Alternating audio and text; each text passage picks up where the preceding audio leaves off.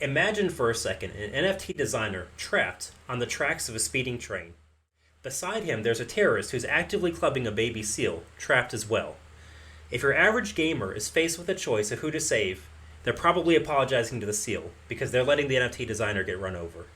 There's so much animosity between gamers and crypto, and who better to tell you about animosity than me, Animositas? I'm the founder of Annie Knows, and in the first part of our State of Gaming series, in the description below, we looked at 3 foundational elements that gamers want from gaming studios. Today, we're going to discuss why it is that gamers hate crypto based on those 3 values. In case you haven't seen the first video in this series, I explained that these 3 baseline expectations are quality, transparency, and value. If you explore the details of each of these pillars, it becomes easier to understand why it is that gamers are at a minimum guarded and in most cases overtly hostile to crypto gaming. Let's start by looking at quality first. I assert that the quality of new game releases has been going down over time dramatically. And you might argue that it's just me being nostalgic in order to make that claim. But you don't have to take my word for it. Since 2000, the average gamer rating for new game titles launched on Metacritic has gone down from a 7.6 to a 6.4 on a 10-point scale. That's a 15% decrease. Now imagine for a second if you experienced a 15% decrease in your performance either at work or at school. There would be a reckoning to be paid.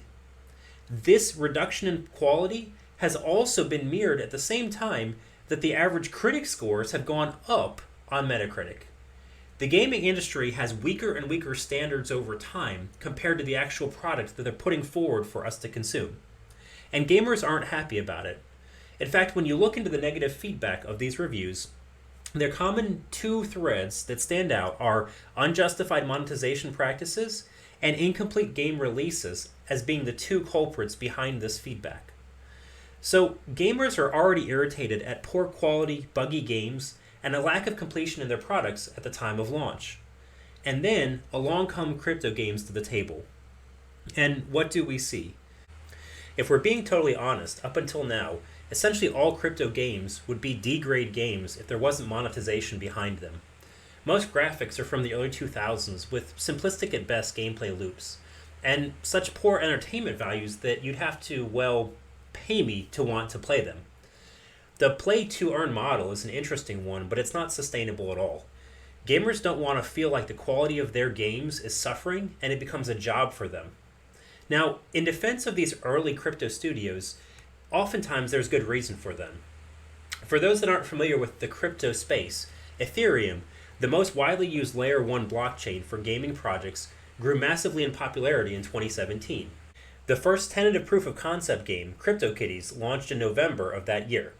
With very simple mechanics of trading and breeding, there wasn't a lot of content to it. It was really more of a novelty because it had been developed on the blockchain. The largest crypto game currently is Axie Infinity, and this was developed with just 3 people in the Sky Mavis studio over just a few month-long period. It's not reasonable to expect mainstream gamers to swoon at the chance to play games like this. We'll talk more about Axie later on in this video. Most PC or console games have an average development cycle of 3 to 5 years, and no mid or large-sized gaming development projects even began in the crypto space until 2 to 3 years ago. Until now, not a single large traditional gaming development studio has announced any efforts to develop a blockchain-based title. And all of these upcoming crypto game projects have an additional hurdle because they have to develop not just the game itself, but they have to integrate security, gameplay, and economic concepts within the Web3 space. The quality of crypto games has to at least meet, if not exceed, the value that traditional games are providing for wider adoption to take place. An inability to develop with quality is the first reason that gamers hate crypto. The second key element that gamers expect is transparency. Now, I'm a bit of an economics buff myself, and a common principle of economic theory is that for free markets to work, price transparency has to exist in order to have an efficient solution. That means, for instance, if you go into a restaurant and you don't see the prices listed on the menu, you need to run. You're going to end up paying a lot more than you expected for the quality that you get. In traditional gaming, we see the same issue playing out time and time again. The hiding of prices has become more and more commonplace. Whether it's pay-to-win models, loot boxes, gacha mechanics, these are particularly insidious ways that traditional gaming studios are sticking it to us more and more. Often this is done because they're able to obscure the details of what players are actually purchasing when they buy things in-game. For instance, one of the biggest controversies in gaming over the past decade was related to the introduction of loot boxes to the Star Wars Battlefront 2 game. For those unfamiliar with it, Star Wars Battlefront 2 is an action shooter game set in the Star Wars universe. Now, the game itself was fairly good, but player feedback quickly turned negative at the time of launch. The reason was singular. In order to be competitive at the game, you needed to purchase loot boxes with a chance to get specific items that were the best in the game in a competitive setting. Essentially, it amounted to you throwing real-world currency at a crate with an unknown chance to win.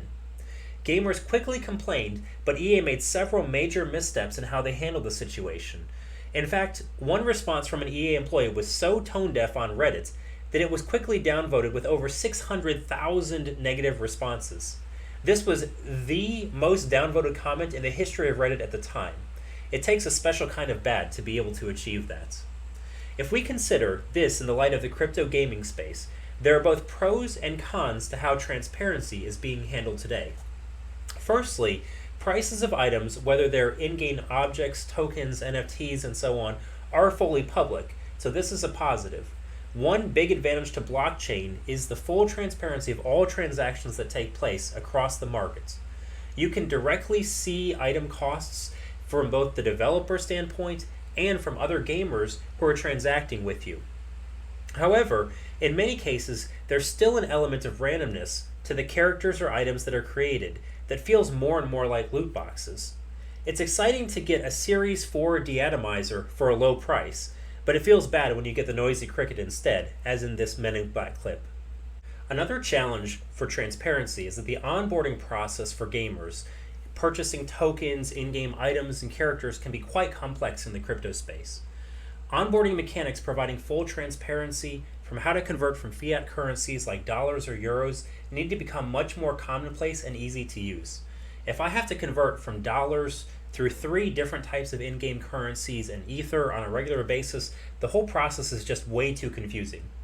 The fact that despite positive steps, crypto games have not dramatically improved transparency is another reason that gamers hate crypto. The third foundational element that gamers expect is value. As a gamer, I and you dislike the thought of yet another way of gaming studios extracting money from us.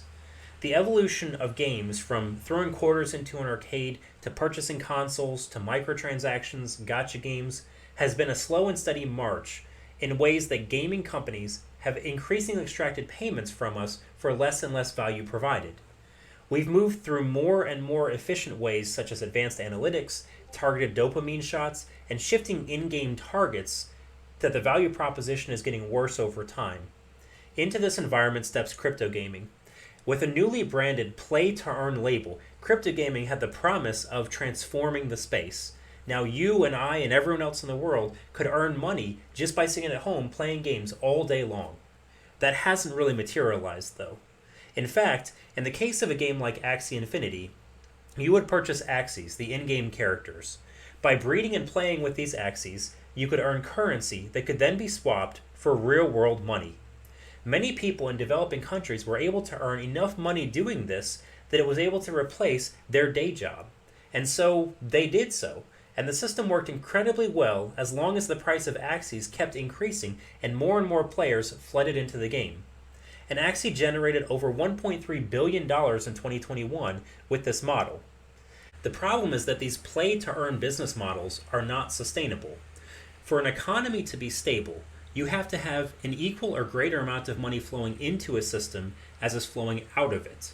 And so, in a game like Axie, where you have hundreds and thousands of players that are joining more than are leaving, you're able to encourage and maintain that inflow of money in such a way that a hyperinflationary mechanic like the money printer that we've seen is able to be sustained. Unfortunately, that only lasts until you get to the point where more and more people are leaving the environment than are joining. And so, at the end, these systems will always collapse over time. These early adopter crypto games, like Axie Infinity, have recognized the problem. It remains to be seen, though, whether they'll be able to salvage their product by introducing a completely different economic model underlying the game itself. Gamers in general, especially experienced ones, are often relatively sophisticated in their knowledge of economics. Many different genres of games have various underlying marketplaces, whether it's in-game items or rewards for analyzing, trading, and forecasting the markets over time. Gamers know a good Ponzi scheme or an inflationary mechanic when they see it, because it often happens in the in-game environments in which they're observing. There is some reason for optimism on the horizon, though, in this industry, because it's shifting more towards a play and earn or a play to own model from the play to earn, where the entertainment value of the game itself is paramount to the player. The ability to generate value from playing and the ability to own your in-game assets is an essential part of a sustained economy in the crypto gaming space, but that's not the primary reason that you should be playing. More on this to come in the next episodes of this series as we begin to see that transition of crypto gaming moving from play to earn to play and earn.